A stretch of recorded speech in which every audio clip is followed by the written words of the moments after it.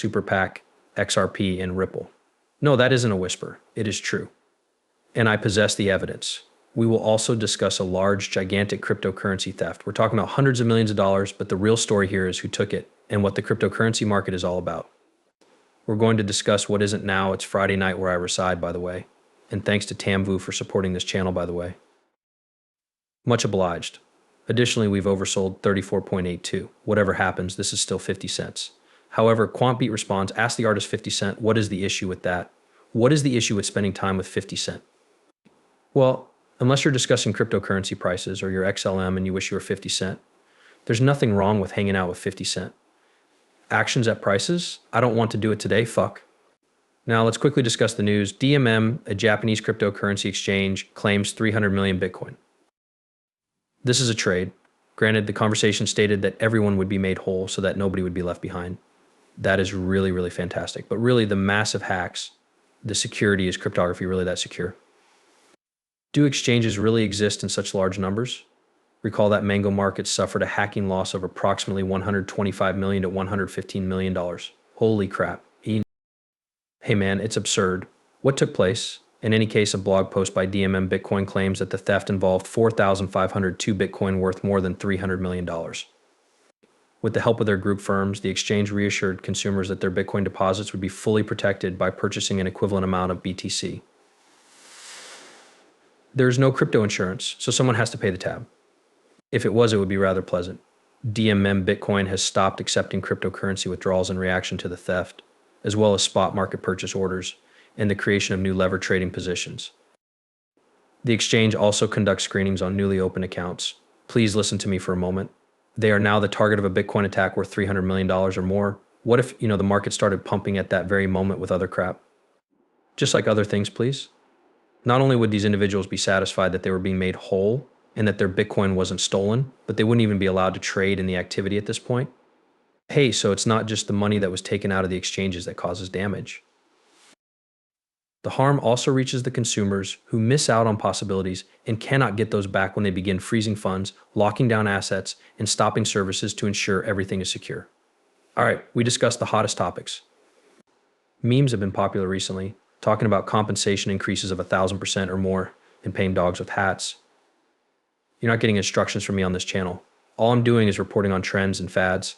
The metaverse, however, isn't so hot. And really just briefly before we get into this, is it possible for us to simply discuss how the AI industry is making a lot of money? Can we discuss the headsets with the metaverse and how poorly they are designed and how few people are using them?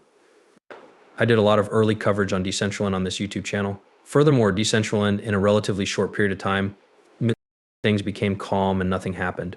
Mana enthusiasts here are familiar with the Atari Casino OG Decentraland, so let me reiterate. When the Atari Casino closed, it did nothing except stink and die. You knew it was dead back then, dude.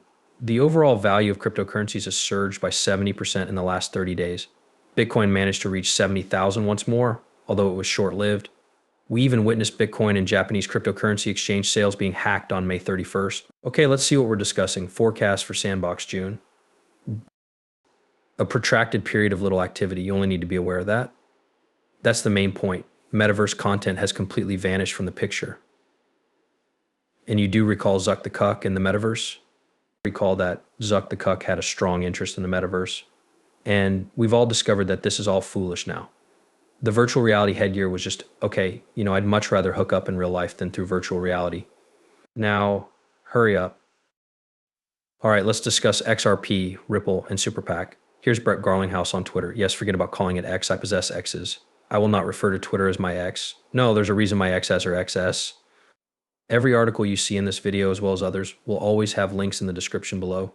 Brett claims that catching up to other developed nations' economies and creating reasonable, transparent regulations for cryptocurrencies are important. With its most recent $25 million donation to Fairshake, Ripple is betting on the unavoidable advancement and widespread use of blockchain technology and cryptocurrencies in the financial industry. And a warning that politicians with outdated views who failed to implement their policies will not be allowed. All right, so basically what happened here was that Ripple donated $25 million, which means they sold all of their XRP and decided to give because they wanted political change. Brad is aware that if things continue as they are, additionally, if Biden wins the presidency, the Senate, led by Warren, wants to overturn it, and a large portion of the House remains unimpressed with cryptocurrency, then if this election results in the same fashion, my friend, cryptocurrency is in serious trouble.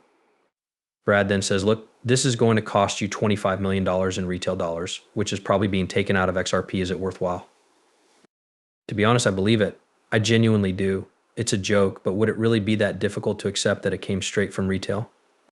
But no, really, we do need a huge amount of change. And since the American political system is a complete shambles, that reform will require a huge lot of funding.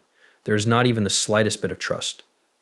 All of the candidates are worthless pieces of trash. Warren, when she gets her hands on cryptocurrency, is usually ripping on it left and right. It's simply, so awful. Gensler was chosen by the Biden team. Gensler isn't doing us any favors, so hurry up. Now let's get genuine. The CFTC isn't doing much to assist Ross and Benham either. He hasn't really provided much of an umbrella. That's right, $25 million will go into a super peg to boost cryptocurrency during election season. Now, on July 4th in the UK, across the water, there is a vote there as well. This year has been quite significant for many countries. What's more, voters are starting to voice their opinions about cryptocurrency more and more. Recently, we witnessed Gary Gensler and the SEC take a step back and genuinely say, yeah, we're down with a little bit of ETH ETF. Many of us, particularly Saylor, recall what Michael Saylor said. We're like, whoa. Saylor expressed that he thought it would never happen. You're all in trouble because they're going to deny it. Saylor, you've been shown to be incorrect, sir. That means you've taken a step back somewhat now. The endorsement of ETH. Does this mean that there are more opportunities? Will Biden's registration and registration become more lax? Right now, I can't pronounce that damn word. Now hurry up. But will the Biden administration be more forgiving? And so it begins. It's preferable to use that word. You're merely saying, administration, hey, look, let's maybe get some of those crypto votes. Let's ease up on the crypto till the election, perhaps. If that is indeed the case, would you eventually lose your cool when you're presented with a litany of unfulfilled promises? Yes, we are viewing this from a variety of angles. We intend to proceed with this. Donations are crucial. We must adapt. We desperately need change. Speaking of change, I have 1 week till race day. However, it doesn't imply I didn't locate any fantastic offers, just since the race is almost here. Let's look into this. Jade, 14 karat gold. I'm most likely going to give up, correct? How awesome is that? I have these amazing steel matched earrings right there beneath my fingertips, dude. However, I have been participating in some auction activity here, acquiring some tasty items as well as some gold and silver. You understand the treats. Deals are always available, so please share your progress with me in the comments section below. And since I constantly upload content, I will probably catch up with you sooner rather than later. I'll see you. Cheerio.